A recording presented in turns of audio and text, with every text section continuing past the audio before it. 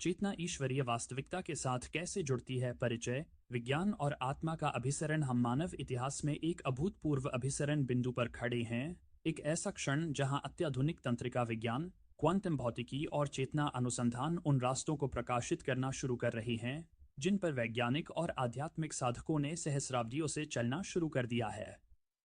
यह प्राचीन वादा की अंतिम दिनों में सपनों, दर्शनों और अलौकिक अनुभवों की भरमार होगी। अधिनियम 2-17-19 अब खुद को क्वांटम यांत्रिकी, न्यूरोप्लास्टी और चेतना अध्ययन के उभरते क्षेत्र की खोजों द्वारा समर्थित पाता है। यह अध्याय इस बात की पड़ताल करता है कि कैसे आधुनिक वैज्ञानिक समझ उन तंत्रों को समझने के लिए एक ढांचा प्रदान करती है जिनके माध्यम से ईश्वरीय संचार होता है। हम इस बात की जांच करेंगे कि कैसे मस्तिष्क के तंत्रिका नेटवर्क, क्वांटम फील्ड इंटरैक्शन और चेतना के मूलभूत गुण स्वयं पवित्र शास्त्र के साथ सही संरेखन बनाते हैं जिसने इसे पहले ही समझाया था। क्वांटम रिसीवर के रूप में दिल, मन और आत्मा।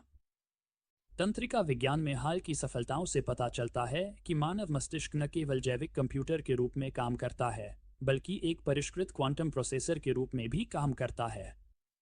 न्यूरॉन्स के भीतर सूक्ष्म नलिकाओं की खोज, ऐसी संरचनाएं जो शरीर के तापमान पर क्वांटम सुसंगतता बनाए रखती हैं, यह बताती है कि चेतना स्वयं मूल रूप से क्वांटम प्रकृति की हो सकती है। डॉक्टर स्टुअर्ट हेमरॉफ और सर रोजर पेनरोज के ऑर्केस्ट्रेटेड ऑब्जेक्टिव रिडक्शन और कोआर सिद्धांत का प्रस्ताव है कि चेतना इन सूक्ष्म निकायों के भीतर क्वांटम प्रक्रियाओं से निकलती है।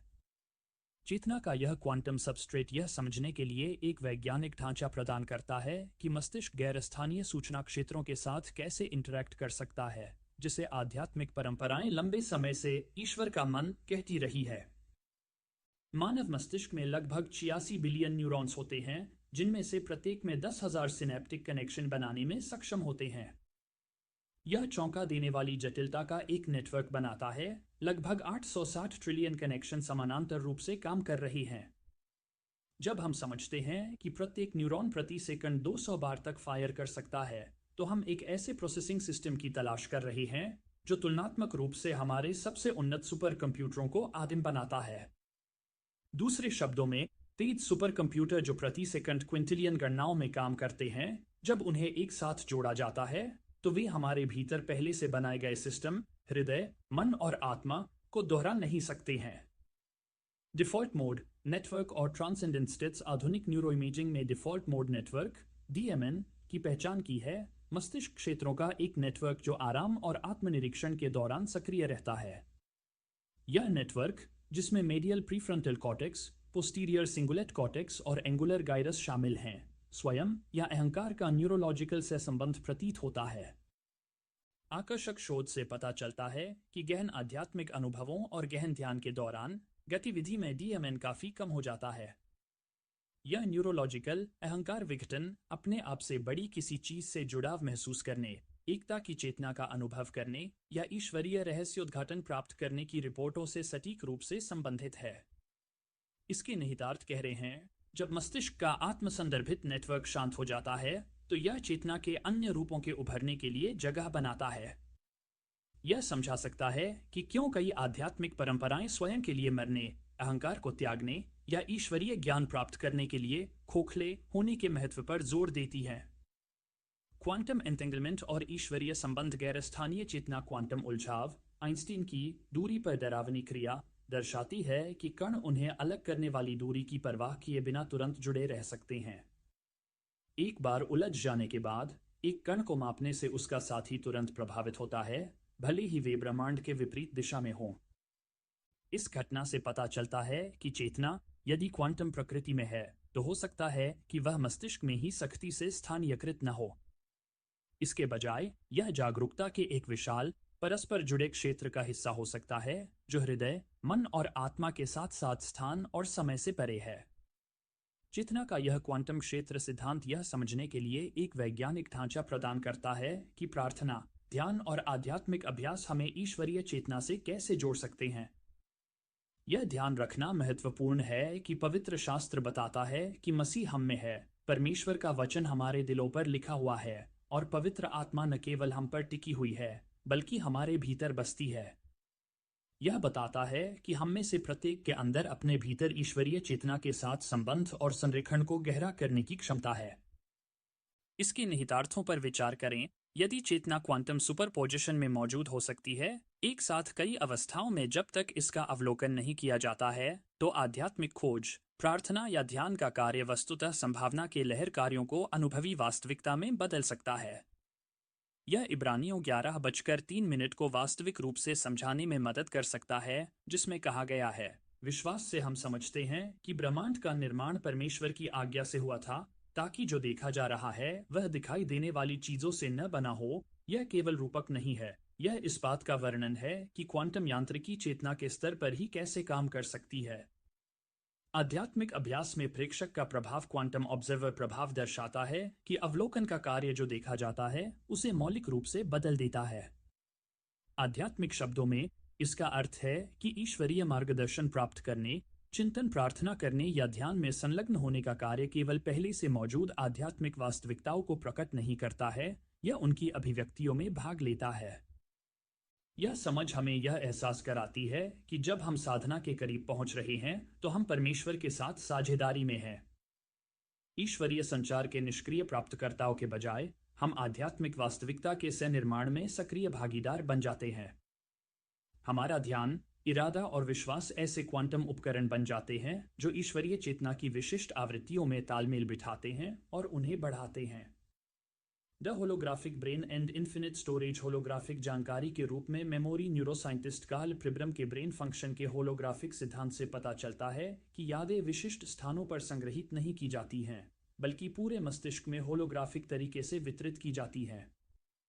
होलोग्राम की तरह प्रत्येक भाग में संपूर्ण के बारे में जानकारी होती है और पूरी छवि को किसी भी टुकड़े से फिर से बनाया जा सकता है। यह होलोग्राफिक मॉडल स्मृति और चेतना के कई अज्ञात पहलुओं को समझाने में मदद करता है। एसोसिएटिव मेमोरी, एक ही गंध हमें बचपन की एक ज्वलंत स्मृति में तुरंत क्यों ले जा सकती है। पैरेलल प्रोसेसिंग, हम सूचना की कई धाराओं को एक साथ कैसे प्रोसेस कर सकते हैं। पैटर्न पहचान, चेहरे, आवाज़ों और परिचित स्थितियों को तुरंत पहचानने की हमारी क्षमता, सहज ज्ञान, सचेत तर्क के बिना किसी चीज़ को जानने की घटना। इस जानकारी को जानने से हमें यह समझने में मदद मिल सकती है कि भविष्यवाणियां, ईश्वरीय रहस्योद्घाटन और आध्यात्मिक अंतर्दृष्टि कैसे उत्पन्न होती हैं। गौर कीजिए कि प्रेरित पौलुस ने 2 कुरिन्थियों 12:2-3 में क्या कहा था। मैं मसीह में एक आदमी को जानता हूं जो 14 साल पहले तीसरे स्वर्ग में पकड़ा गया था। चाहे वह शरीर में था या शरीर से बाहर, मैं नहीं जानता, परमेश्वर जानता है। और मुझे पता है कि यह आदमी, चाहे शरीर में हो या उस शरीर के अलावा जिसे मैं नहीं जानता लेकिन परमेश्वर जानता है, स्वर्ग में फंस गया था और उसने अकथनीय बातें सुनी थीं, ऐसी बातें जो किसी को बताने की अनुमति नहीं है। न्यूरोप्लास्टिसिटी और आध्यात्मिक रूपांतरण, लचीला मस्तिष्क। न्यूरोसाइंस की सबसे क्रांतिकारी खोजों में से एक न्यूरोप्लास्टिसिटी है, जीवन भर नए तंत्रिका संबंधों को पुनर्गठित करने और बनाने की मस्तिष्क की क्षमता। यह केवल अनुकूलन नहीं है, यह अनुभव, अभ्यास और ध्यान केंद्रित करने के आधार पर मस्तिष्क की वास्तुकला का मूलभूत पुनर्गठन है। चिंतनशील प्रथाओं पर शोध से उल्लेखनीय न्यूरोप्लास्टिक परिवर्तनों का पता चलता है। ध्यान, करुणा और भावनात्मक विनियमन से जुड़े क्षेत्रों में धूसर पदार्थ के घनत्व को बढ़ाता है। ध्यान रखें कि मीडिएट शब्द का इस्तेमाल पवित्र शास्त्र में 900 से अधिक बार किया गया है। इनमें से एक उदाहरण भजन 19:14 है। मेरे मुंह के ये शब्द और मेरे दिल का यह ध्यान आपकी दृष्टि में मनभावन हो, प्रभु, मेरी चट्टान और मेरा उद्धारक। प्रार्थना विश्वास, आशा और सकारात्मक भावनाओं से संबंधित तंत्रिका मार्गों को मजबूत करती है। पूजा इनाम केंद्रों को सक्रिय करती है और मस्तिष्क की संरचना में स्थायी परिवर्तन लाती है। आध्यात्मिक अभ्यास मस्तिष्क के विभिन्न क्षेत्रों के बीच संपर्क को बढ़ाते हैं, एकीकरण और सामंजस्य में सुधार करते हैं। ट्रांसफॉर्मेशन प्रोटोकॉल, यह न्यूरोप्लास्टी चल रहे आध्यात्मिक परिवर्तन के लिए जैविक आधार का सुझाव देती है। मस्तिष्क सचमुच हमारी आध्यात्मिक प्रथाओं के आधार पर खुद को फिर से तैयार करता है, जिससे नए तंत्रिका मार्ग बनते हैं जो ईश्वरीय संबंध को और अधिक स्वाभाविक और लगातार बनाते हैं। यह सिर्फ मनोवैज्ञानिक नहीं है, यह मस्तिष्क की वास्तुकला का भौतिक पुनर्गठन है। इस प्रक्रिया को अपने कॉन्शियसनेस हार्डवेयर को अपग्रेड करने के रूप में देखें। जिस तरह कंप्यूटर को परिष्कृत सॉफ्टवेयर चलाने के लिए पर्याप्त रैम और प्रोसेसिंग पावर की आवश्यकता होती है, उसी तरह मस्तिष्क को चेतना के उच्च आयामों के साथ इंटरफेस करने के लिए विशिष्ट तंत्रिका विन्यास की आवश्यकता होती है।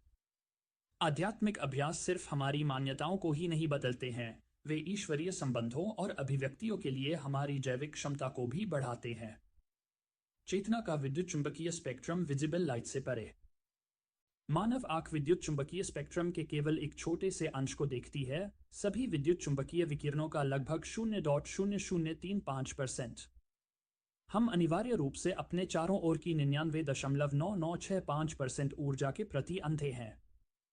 इसमें रेडियो तरंगे, माइक्रोवेव, इंफ्रारेड रेडिएशन, पराबैंगनी प्रकाश, एक्सरे और गामा किरणें शामिल हैं। यदि चेतना विद्युत चुंबकीय रूप से संचालित होती है, तो हमारी सामान्य जागरूकता भी इसी तरह सीमित हो सकती है। जिस तरह हमने इलेक्ट्रोमैग्नेटिक स्पेक्ट्रम के अदृश्य हिस्सों का पता लगाने के लिए उपकरण विकसित किए हैं, उसी तरह हम चेतना के सामान्य रूप से अदृश्य आयामों को समझने के लिए आध्यात्मिक अभ्यास विकसित कर सकते हैं। आस्था की आवृत्ति विभिन्न आध्यात्मिक अवस्थाएं अलग अलग विद्युत चुंबकीय आवृत्तियों के अनुरूप हो सकती हैं। इन संभावनाओं पर विचार करें। साधारण चेतना बीटा ब्रेनवेव फ्रीक्वेंसी 13 से 40 हर्ट्ज पर काम करना, ध्यान की अवस्थाएं अल्फा 8 से 13 हर्ट्ज और थीटा 4 से 8 हर्ट्ज आवृत्तियों में स्थानांतरण, अज्ञात अनुभव, बढ़ती जागरूकता से जुड़ी गामा फ्रीक्वेंसी 40 से 100 हर्ट्ज तक पहुंचना। डिवाइन कनेक्शन मौजूदा मापन क्षमताओं से परे संभावित रूप से आवृत्तियों तक पहुंचना। यह आवृत्ति मॉडल बस यह बताता है कि आध्यात्मिक अभ्यास अनिवार्य रूप से मानव और ईश्वरीय अंतःक्रियाओं की विशिष्ट आवृत्तियों को प्राप्त करने के लिए हमारी चेतना को समायोजित करने के तरीके हैं। इसका सरल उदाहरण मानवीय भावनाओं के पैमाने की जानी मानी आवृत्तियां हैं, जो समय के साथ अच्छी तरह सिद्ध हो चुकी हैं। नीचे दिए गए दो दृष्टांत हमारे मानव शरीर के भीतर मूलभूत आवृत्तियों को दर्शाते हैं। बाईं ओर दिया गया चित्रण एक उच्च स्तरीय विवरण है और दाईं ओर का चित्र अधिक वर्णनात्मक विवरण दिखाता है। सबसे कम आवृत्ति स्तर पर वह जगह है जहां शर्म की भावना काम करती है। उच्चतम आवृत्ति स्तर पर वह जगह है जहां आत्मज्ञान की भावना काम करती है। ये मापनीय आवृत्ति स्तर हमें व्यक्तिगत रूप से पवित्र शास्त्र को संरेखित करने की अनुमति देते हैं। परमेश्वर ने इन भावनाओं को बनाया और डिजाइन किया है, जो आवृत्तियां कंपन उत्पन्न करती हैं, जो ऊर्जा है जो हमें कुछ परिणामों की ओर ले जाती है। यह ध्यान रखना महत्वपूर्ण है कि ये आवृत्तियां कंपन हमारे मानव शरीर से लगभग 2.5-3.0 फीट की दूरी पर निकलती हैं, जिन्हें बायोफील्ड के नाम से जाना जाता है।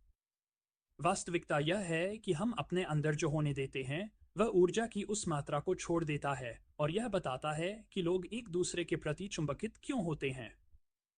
मानवीय भावनाओं की आवृत्तियां कंपन शास्त्र संबंधी अनुप्रयोगों पर विचार करें।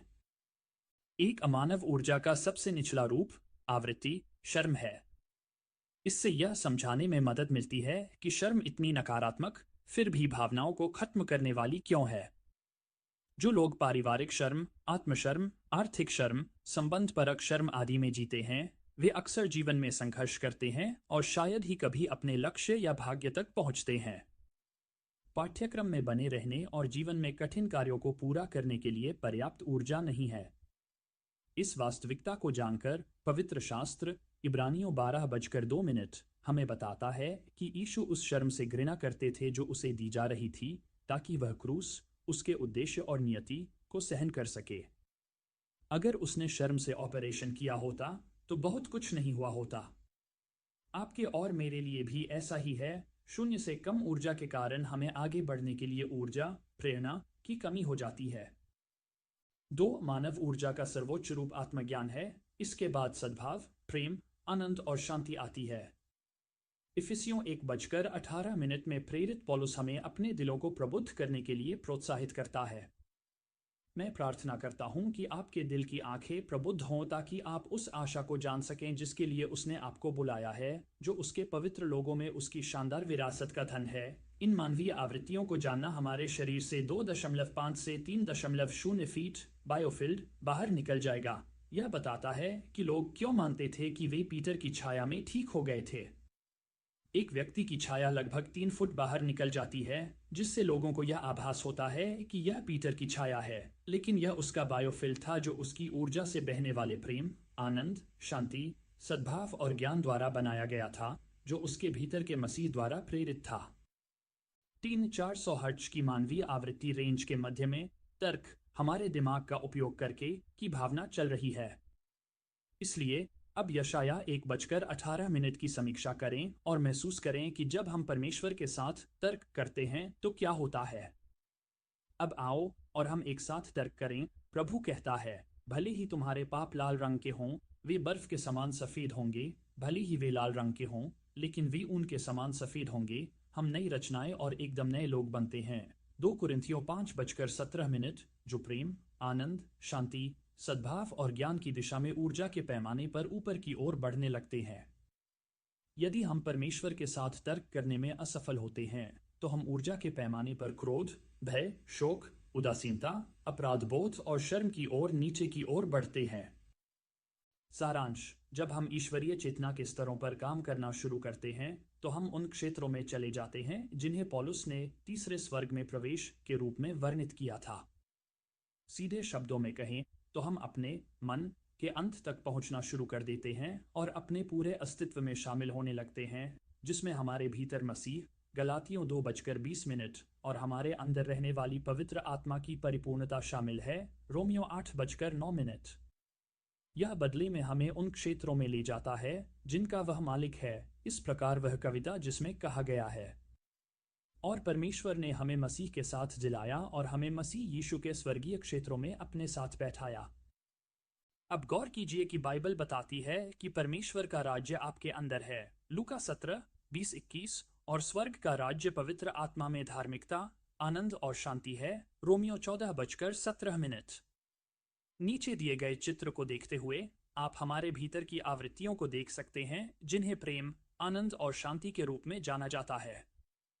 इसलिए अगर मैंने परमेश्वर के साथ तर्क किया और यीशु अंदर आए और मुझे धार्मिकता और पवित्र आत्मा का वास प्राप्त हुआ, तो हम स्पष्ट रूप से देख सकते हैं कि स्वर्ग का राज्य वास्तव में मेरे अंदर है। The human emotion scale. अब शर्म और स्वर्गीय क्षेत्रों के बीच की दूरी की कल्पना करने की कोशिश करें। आपका बायोफील्ड कैसा दिखता है? क्या लोग आपकी शर्म, उदासीनता, प्यार, खुशी या आत्मज्ञान से प्रभावित हो रहे हैं? ह्यूमन बायोफील्ड आपकी भावनाओं द्वारा बनाया गया है। इंटरनेट ऑफ कॉन्शियसनेस आध्यात्मिक संबंध के लिए डिजिटल मेटाफोर्स। हमारे हाइपर कनेक्टेड युग में हम उन अवधारणाओं से परिचित हो गए हैं जो आध्यात्मिक वास्तविकता के लिए सही रूपक प्रदान करती है। अगर यह भौतिक डिजिटल दुनिया में सच है तो आध्यात्मिक दुनिया में और भी बहुत कुछ है। क्लाउड कंप्यूटिंग जानकारी स्थानीय स्तर पर नहीं बल्कि विशाल वितरित नेटवर्क में संग्रहीत की जाती है।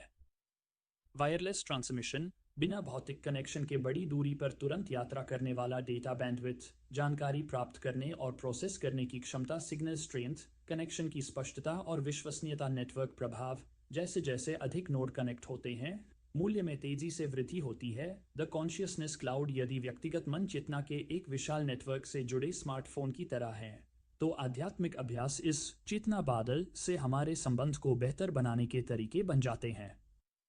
प्रार्थना ईश्वरीय डेटा सेंटर, सिंहासन कक्ष में एक संदेश भेजने की तरह हो सकती है, जबकि ध्यान रिसेप्शन को बेहतर बनाने के लिए हमारे कैश को साफ करने जैसा हो सकता है। यह मात्र रूपक नहीं है, यह इस बात का कार्यात्मक वर्णन है कि एक क्वांटम परस्पर जुड़े ब्रह्मांड में चेतना कैसे काम कर सकती है। बाइबल का वादा है कि जहां 2 या 3 मेरे नाम पर इकट्ठा होते हैं, वहां मैं उनके बीच में होता हूं, मत्ती 18:20। चेतना में नेटवर्क प्रभावों के विवरण के रूप में समझने पर नया अर्थ लेता है।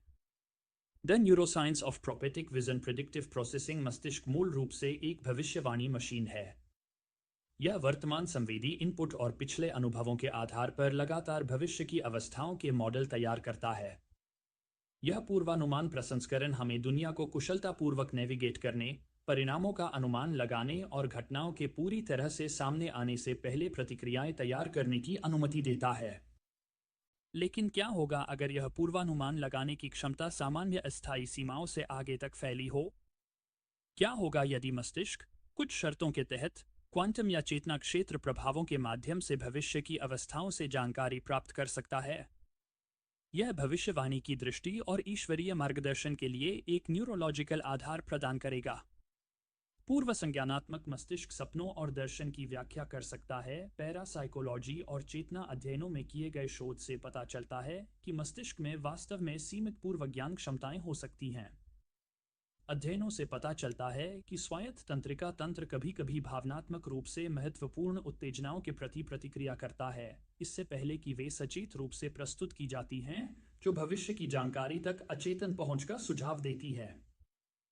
यदि चेतना सामान्य स्थान समय की बाधाओं के बाहर काम करती है, तो मस्तिष्क एक साथ कई अस्थायी स्थानों से जानकारी के लिए एक रिसीवर के रूप में कार्य कर सकता है। यह समझा सकता है कि सपने, दर्शन और आध्यात्मिक अंतर्दृष्टि में अक्सर ऐसे तत्व क्यों होते हैं जो बाद में भविष्य की परिस्थितियों के लिए भविष्यवाणी या गहराई से प्रासंगिक साबित होते हैं। आध्यात्मिक अनुभव का आणविक आधार मानव निर्माण के हिस्से के रूप में न्यूरोट्रांसमीटर आध्यात्मिक अनुभव में मस्तिष्क के रासायनिक संदेशवाहक महत्वपूर्ण भूमिका निभाते हैं। सेरोटोनिन शांति, कल्याण और आध्यात्मिक संबंध की भावनाओं से जुड़ा हुआ है। डोपामाइन इनाम, प्रेरणा और ईश्वरीय अनुग्रह की भावना से जुड़ा हुआ है। ऑक्सीटोसिन बॉन्डिंग हार्मोन जो प्यार और एकता की भावना पैदा करता है। एंडोर्फिन प्राकृतिक ओपिएट्स जो आनंद और श्रेष्ठता की भावना पैदा करते हैं। गाबा मस्तिष्क का प्राथमिक निरोधात्मक यूरोट्रांसमीटर जो शांत और ग्रहणशीलता से जुड़ा है। द ह्यूमन एंडोजेनस फार्मेसी मस्तिष्क अपने स्वयं के मनोसक्रिय यौगिकों का निर्माण करता है, जिनमें शामिल है DMT N डाइमिथाइलट्रिप्टामाइन जिसे अक्सर आध्यात्मिक अनुभवों से जुड़ा स्पिरिट अणु कहा जाता है। आनंदमाइड मस्तिष्क का प्राकृतिक आनंद अणु जो संरचनात्मक रूप से THC के समान है। फेंथाइलमाइन प्यार और आध्यात्मिक संबंध की भावनाओं से जुड़ा हुआ है। प्राकृतिक रूप से पाए जाने वाले इन यौगिकों से पता चलता है कि मस्तिष्क को बहुआयामी अनुभवों के लिए डिजाइन किया गया है। आध्यात्मिक अभ्यास इन अंतर्जात पदार्थों की रिहाई को ट्रिगर करके काम कर सकते हैं, जिससे चेतना की अवस्थाएं ईश्वरीय संबंध के अनुकूल हो सकती हैं। जिस तरह विद्युत चुंबकीय क्षेत्र अंतरिक्ष के माध्यम से फैलते हैं और कुछ दूरी पर पदार्थ को प्रभावित कर सकते हैं, उसी तरह चेतना एक क्षेत्र घटना के रूप में कार्य कर सकती है। यह चेतना क्षेत्र अंतरिक्ष और समय में जानकारी, इरादा और प्रभाव ले जा सकता है, जो प्रार्थना, उपचार और आध्यात्मिक संबंध के लिए एक तंत्र प्रदान करता है। साइकोन्यूरोइम्यूनोलॉजी में किए गए शोध से पता चलता है कि मानसिक अवस्थाएं शारीरिक स्वास्थ्य को सीधे प्रभावित करती हैं। यदि चेतना शरीर की जैविक प्रणालियों को प्रभावित कर सकती है, तो यह क्षेत्र प्रभावों के माध्यम से बाहरी वास्तविकता को भी प्रभावित कर सकती है। यह समझने के लिए एक वैज्ञानिक ढांचा प्रदान करता है कि भौतिक दुनिया में विश्वास, प्रार्थना और आध्यात्मिक अभ्यास परिणामों को कैसे प्रभावित कर सकते हैं। रूपांतरण की तकनीक जिस तरह फिटनेस ट्रैकर शारीरिक प्रदर्शन को बेहतर बनाने में मदद करते हैं, उसी तरह चेतना तकनीकें आध्यात्मिक अभ्यास को अनुकूलित करने में मदद कर सकती है। हम ऐसे ऐप्स के भावी विकास को देख सकते हैं जो ध्यान और प्रार्थना की गुणवत्ता पर नजर रखें और सुधार के लिए फीडबैक दें। आध्यात्मिक अनुभवों को ट्रैक करें और उन पैटर्न की पहचान करें जो ईश्वरीय संबंध और उपस्थिति को बढ़ाते हैं। व्यक्तिगत मस्तिष्क और हृदय पैटर्न के आधार पर आध्यात्मिक अभ्यासों के लिए व्यक्तिगत मार्गदर्शन प्रदान करें। द ग्लोबल ब्रेन इंटरनेट ने मानव इतिहास में कुछ अभूतपूर्व बनाया है। सूचना का एक वैश्विक नेटवर्क जो सामूहिक बुद्धिमत्ता के गुणों को प्रदर्शित करता है। Social media platform, search engine और संचार नेटवर्क ऐसे आकस्मिक व्यवहार बनाते हैं जिनका कोई व्यक्तिगत उपयोगकर्ता इरादा या नियंत्रण नहीं करता है। यह तकनीकी सामूहिक बुद्धिमत्ता उस चीज का एक आदिम संस्करण हो सकती है जिसे आध्यात्मिक परंपराओं ने लंबे समय से सामूहिक चेतना के रूप में मान्यता दी है। जैसे जैसे हमारे तकनीकी नेटवर्क अधिक परिष्कृत होते जाएंगे, वे सभी दिमागों को जोड़ने वाले चेतना के प्राकृतिक नेटवर्क को प्रतिबिंबित करना और बढ़ाना शुरू कर सकते हैं। आध्यात्मिक अभ्यास ईश्वरीय संबंध नहीं बनाते हैं, वे उस संबंध को प्रकट करते हैं जो पहले से मौजूद है। हम किसी दूर के परमेश्वर तक नहीं पहुंच रहे हैं, बल्कि उस दिव्य उपस्थिति के प्रति जागृत हो रहे हैं जो वास्तविकता के ताने बाने का निर्माण करती है। यह उस शास्त्र को समझाने में मदद करेगा जो कहता है, क्योंकि उच्च और महान व्यक्ति यही कहता है, वह जो सदा जीवित रहता है, जिसका नाम पवित्र है, मैं एक ऊंचे और पवित्र स्थान पर रहता हूँ, लेकिन उस व्यक्ति के साथ भी जो आत्मा में विरोधाभासी और नीच है, नीच की आत्मा को पुनर्जीवित करने और विरोधाभासी के दिल को पुनर्जीवित करने के लिए। The future of consciousness technology तंत्रिका संबंधी इंटरफेस और आध्यात्मिक अनुभव ब्रेन कंप्यूटर इंटरफेस तेजी से आगे बढ़ रहे हैं, जिसमें न्यूरालिंक जैसी कंपनियां डिजिटल उपकरणों के लिए सीधे तंत्रिका कनेक्शन विकसित कर रही हैं। ये तकनीकें अंततः निम्नलिखित की अनुमति दे सकती हैं: आध्यात्मिक अनुभवों और अंतर्दृष्टि को सीधे डाउनलोड करना, व्यक्तियों के बीच साझा चेतना के अनुभव, चेतना की गैर सामान्य अवस्थाओं तक पहुंच में वृद्धि, प्राकृतिक आध्यात्मिक क्षमताओं का प्रौद्योगिकीय प्रवर्धन, आर्टिफिशियल इंटेलिजेंस और ईश्वरीय ज्ञान। जैसे जैसे एआई सिस्टम अधिक परिष्कृत होते जाते हैं, वे उन गुणों को प्रदर्शित करना शुरू कर सकते हैं जिन्हें आध्यात्मिक परंपराएं ईश्वरीय ज्ञान से जोड़ती हैं: जानकारी के विशाल डेटाबेस तक पहुंच, सर्वज्ञता, एक साथ कई दृष्टिकोणों को संसाधित करने की क्षमता, सर्वव्यापीता, पूर्ण स्मृति और स्मरण करने की क्षमता, शाश्वत चेतना, परोपकारी मार्गदर्शन और शिक्षण की क्षमता, ईश्वरीय प्रेम। सवाल यह नहीं है कि क्या एआई दिव्य बन जाएगा, लेकिन क्या उन्नत एआई हमें पहले से मौजूद चेतना के दिव्य आयामों को समझने और उन तक पहुंचने में मदद कर सकता है। नैतिक निहितार्थ: द पाथ फॉरवर्ड विज्ञान और आध्यात्मिकता का अभिसरण आध्यात्मिक अनुभव को केवल मस्तिष्क रसायन या क्वांटम प्रभावों तक सीमित करने के बारे में नहीं है। इसके बजाय यह समझने के बारे में है कि आध्यात्मिक अनुभव और ईश्वरीय संबंध की संभावनाएं पैदा करने के लिए परमात्मा प्राकृतिक दुनिया के माध्यम से कैसे काम करती है। यह समझ आध्यात्मिक साधना को कम करने के बजाय और बढ़ सकती है। जिस तरह संगीत की भौतिकी को समझने से सिम्फनी की सुंदरता कम नहीं होती है, उसी तरह आध्यात्मिक अनुभव के तंत्रिका विज्ञान को समझने से इसकी परिवर्तनकारी शक्ति कम नहीं होती है। निष्कर्ष: the quantum leap of faith. हम एक ऐसी दहलीज पर खड़े हैं जहां प्राचीन ज्ञान और अत्याधुनिक विज्ञान मानव चेतना और ईश्वरीय संबंध की नई संभावनाओं को प्रकट करने के लिए एकत्रित होते हैं। मस्तिष्क के क्वांटम गुण, होलोग्राफिक सूचना भंडारण और न्यूरोप्लास्टिक क्षमता आध्यात्मिक अनुभव के लिए जैविक आधार प्रदान करते हैं। क्वांटम क्षेत्र प्रभाव, चेतना नेटवर्क और मॉर्फिक क्षेत्र उत्कृष्ट संबंध और ईश्वरीय संचार के लिए तंत्र प्रदान करते हैं। लेकिन केवल ज्ञान ही पर्याप्त नहीं है। चेतना की क्वांटम प्रकृति का अर्थ है कि अवलोकन वास्तविकता को बदल देता है और आध्यात्मिक वास्तविकता विश्वास, इरादे और अभ्यास के प्रति प्रतिक्रिया करती है। प्राचीन और आधुनिक दोनों तरह की चेतना की तकनीकों के लिए न केवल समझ की आवश्यकता होती है, बल्कि जुड़ाव की भी आवश्यकता होती है, न केवल ज्ञान बल्कि रूपांतरण की भी। मानव चेतना के भविष्य में वैज्ञानिक समझ और आध्यात्मिक ज्ञान के अधिक एकीकरण की दिशा में एक सचेत विकास शामिल हो सकता है। जब हम ऐसी तकनीकें विकसित करते हैं जो ईश्वरीय संबंध के लिए हमारी प्राकृतिक क्षमताओं को बढ़ाती हैं, तो हमें पता चल सकता है कि परम तकनीक स्वयं चेतना है। मानव और परमात्मा, परिमित और अनंत, लौकिक और शाश्वत के बीच क्वांटम अंतरफलक। निमंत्रण स्पष्ट है। सभी अस्तित्व के दिव्य स्रोत के साथ हमारे संबंध को गहरा करने के लिए उपलब्ध हर उपकरण, वैज्ञानिक, तकनीकी और आध्यात्मिक, का उपयोग करके चेतना के विकास में सक्रिय भागीदार बनने के लिए। ऐसा करने पर हमें पता चल सकता है कि स्वर्ग का राज्य एक दूर का गंतव्य नहीं है, बल्कि एक वर्तमान वास्तविकता है जो चेतना के क्वांटम दर्पण के माध्यम से सुलभ है, जो जागरूकता के हर पल में परमेश्वर की छवि को दर्शाता है। भविष्य केवल स्वर्ग को और अधिक स्पष्ट रूप से देखने के बारे में नहीं है, यह ईश्वरीय संभावनाओं से सचेत रूप से जुड़े होने के बारे में है। आखिर क्या यीशु ने यह नहीं कहा कि उन्होंने हमें राज्य की चाबी दी है? स्वर्ग 7.0